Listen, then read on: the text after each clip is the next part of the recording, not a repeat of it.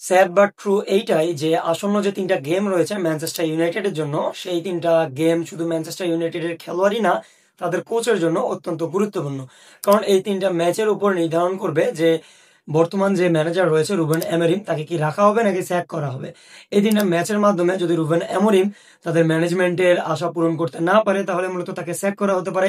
এটাই মূলত জানা যাচ্ছে বিভিন্ন ইংলিশ গণমাধ্যম থেকে। আসলে খারাপই লাগে ম্যানচেস্টার ইউনাইটেড এবং তার ফ্যান বেসদের জন্য।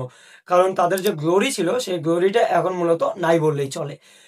গত বছর তো তারা মূলত 15th টেবিলে ফিনিশ করছিল। কিন্তু এইবারের পারফরম্যান্স দেখে যা মনে হচ্ছে, তারা হয়তো তার থেকেও নিচে ফিনিশ করতে পারে।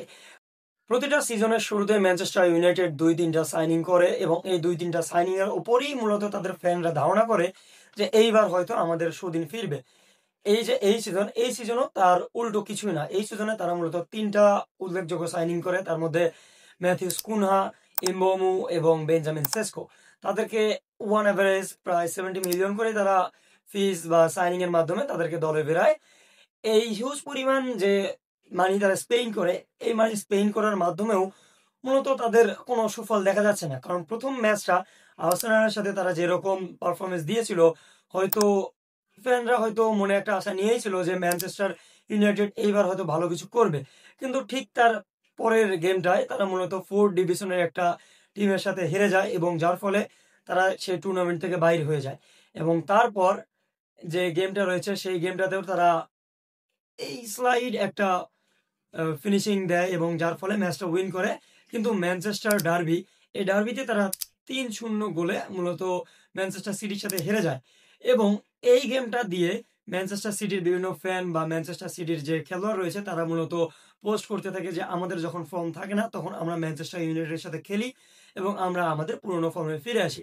এটা তারা এই জন্যই বলছে কারণ বিগত ২ টা ম্যাচ কিন্তু ম্যানচেস্টার সিটি হেরে গেছে এবং এই ক্ষেত্রে ম্যানচেস্টার ইউনাইটেড তাদের থেকে এক ধাপ এগিয়ে ছিল। কারণ বিগত ২ টো ম্যাচ, একটা তাদের জয় ছিল এবং একটা ড্র ছিল। সেই দিক থেকে জয়ের ধারাবাহিকতা যদি আমরা চিন্তা করি, সেক্ষেত্রে ম্যানচেস্টার ইউনাইটেড এক্ষেত্রে অ্যাডভান্টেজ পাওয়ার কথা। কিন্তু তার কিছুই হয়নি। এই যে সাইনিং গুলা ম্যাথিউস কুনহা, তারপরে এনবোমু এবং বেঞ্জামিন সেস্কো। যদি বেঞ্জামিন সেস্কোর কথা আমরা মাথায় নেই যে একটা ফিনিশার, এটা রসমস হাইল্যান্ডের বিপরীতে তাকে নেওয়া হলো বা রসমস হাইল্যান্ডকে লোনে দিয়ে তাকে মূলত বেঞ্জামিন সেস্কোকে নেওয়া হলো। কিন্তু ৫ টা যে ৩ টা গেম তাকে খেলানো হলো, এই ৩ টা গেমে উল্লেখযোগ্য কোনো বলই তাকে দেওয়া হয়নি। যে বলগুলো সে ফিনিশ করতে পারে বা বিগ চান্স ক্রিয়েট করতে পারে। আমার মনে হয় না যে শুধুমাত্র অ্যাটাকিংসেই ম্যানচেস্টার ইউনাইটেডের কোনো ঘাটতি রয়েছে। মেইন ঘাটতিটা রয়েছে এদের মিডফিল্ডে। এদের উল্লেখযোগ্য কোনো মিডফিল্ডার ওইভাবে এ গেমের জন্য প্রিপেয়ার হতে পারছে না বা যে অ্যাটাকার রয়েছে সেই অ্যাটাকারকে ফিড করতে পারছে না। যদি ম্যানচেস্টার ইউনাইটেডের মিডফিল্ড গুলা অ্যাটাকারকে ফিড নাই করতে পারে, তাহলে অ্যাটাকার গুলো কোথায় থেকে তাদের ফিনিশিংটা দেখাতে পারবে বা ফিনিশ করতে পারবে বা একটা ভালো রেজাল্ট আনতে পারবে। আমার মনে হয় যে এই সিজনে অন্ততপক্ষে তাদেরকে ১ টা বা ২ টা মিডফিল্ড সাইন করা উচিত ছিল। বালেবার কথা উল্লেখযোগ্য যেটা সামনে এসেছিল, সে বালেবার মূলত রিলিজ ক্লজ ছিল অন এভারেজ 100 to 150 মিলিয়ন, যেটা ওয়ে বিগ। কারণ এক্ষেত্রে ম্যানচেস্টার ইউনাইটেড রিস্ক নেয়নি, কারণ বিগত সাইনিং গুলোতে তারা হিউজ পরিমাণে অর্থ স্পেন্ড করে আলহান্দ্রো গার্নাচো, অ্যান্টনি এবং অন্যান্য যে অ্যাটাকার গুলো সাইন করেছিল, তারা কিন্তু তাদেরকে আশানুরূপ ওইভাবে ফল দিতে পারেনি। যাদের ফলে তাদেরকে কিন্তু অনেক কম ওয়েজেই তাদেরকে ছেড়ে দিতে হয়েছে। তো এই রিস্কটা না নেওয়ার কারণেই মূলত তারা এই সিজনে মিডফিল্ডটা কেনেনি। তো আমার মনে হয় অ্যাটাকার গুলোর পিছনে এত ওয়েস্ট না করে তারা যদি মিডফিল্ড ২-৩ টা চেঞ্জ করতো, তাহলে হয়তো ভালো কোনো ফল পাইতো। আজকে যে ম্যাচটা হতে চলেছে বাংলাদেশ টাইমে ৮:৩০ টার দিকে ম্যানচেস্টার সিটি এবং চেলসির মধ্যে, এই চেলসির ম্যাচটা নির্ধারণ করবে মূলত মিডফিল্ডের উপরে। যদি মিডফিল্ড ওইভাবে ফোকাস না করতে পারে বা গেম কন্ট্রোল না করতে পারে, তাহলে আমার মনে হয় না যে ম্যানচেস্টার ইউনাইটেড জয় করতে পারবে এই ম্যাচটা। আমার মনে হয় স্টার্টিং এ যে ওনানার রিপ্লেসমেন্টে যে গোলকিপারটা আনা হলো, সেই গোলকিপারটাকে স্টার্ট করানো উচিত। কারণ আপনি একটা দায়িত্ব নিয়ে যে গোলকিপারটাকে আনালেন, সেই গোলকিপারটাকে যদি স্টার্টই না করতে পারেন, তাহলে তাকে কেনার কোনো দরকারই ছিল না।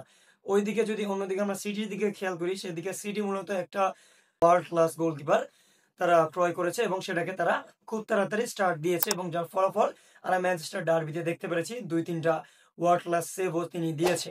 তো আমার মনে হয় স্টার্টিং 11টা এইরকম করা উচিত, যেখানে ডিফেন্সে ৩ জন খেলানো উচিত। লেনি ইউরো একটা, তারপর মাঝখানে ডিলিক এবং এক সাইডে আমার মনে হয় এক্ষেত্রে হ্যারি ম্যাগুয়ারকে স্টার্ট দেওয়া উচিত। তারপর মিডফিল্ড ইউজ করা উচিত এবং অ্যাটাকারের ক্ষেত্রে এক পাশে আমাদেরকে এমবোমো এবং আরেক পাশে ব্রুনো ফার্নান্ডেসকে স্টার্ট করানো উচিত এবং স্ট্রাইকার পজিশনে যেটা রয়েছে বেঞ্জামিন সেস্কো তাকে স্টার্ট করানো উচিত। কারণ আমার মনে হয় না নাম্বার 10 পজিশনে দুইজন একই লেভেলের খেলোয়াড়কে স্টার্ট করানো উচিত। যদি এটা না করানো হয় আমার মনে হয় না যে এই ম্যাচে তারা জয় ছিনিয়ে আনতে পারবে। কারণ বিপরীত ক্ষেত্রে আমরা চেলসির মিডফিল্ড ওয়ে বেটার ম্যানচেস্টার ইউনাইটেডের থেকে। চেলসির মূলত বর্তমানে ডিফেন্সে একটু ল্যাকেজ দেখা যাচ্ছে, যেটা বায়ার্নের গেমেও দেখা গিয়েছে। তো যদি তারা এইভাবে অ্যাটাকটা হাই প্রেস করে যদি তাদের ডিফেন্সকে ব্রেক করতে পারে সেক্ষেত্রে আমার মনে হয় ভালো কোনো ফলাফল আসতে পারে, নতুবা নয়। কারণ এই গেমগুলোই মূলত নির্ধারণ করবে রুবেন অ্যামোরিমের ফিউচার। তো দেখা যাক কি হয়, আজকের গেমে মূলত বোঝা যাবে যে রুবেন অ্যামোরিম থাকতে চলেছে নাকি তাকে স্যাক করা হচ্ছে। তো আজকের ভিডিওটা এই পর্যন্তই, দেখা হবে ম্যাচের শেষে। ততক্ষণ পর্যন্ত চ্যানেলের সাথেই থাকবেন, চ্যানেলটি সাবস্ক্রাইব করে পাশেই থাকবেন। আসসালামু আলাইকুম।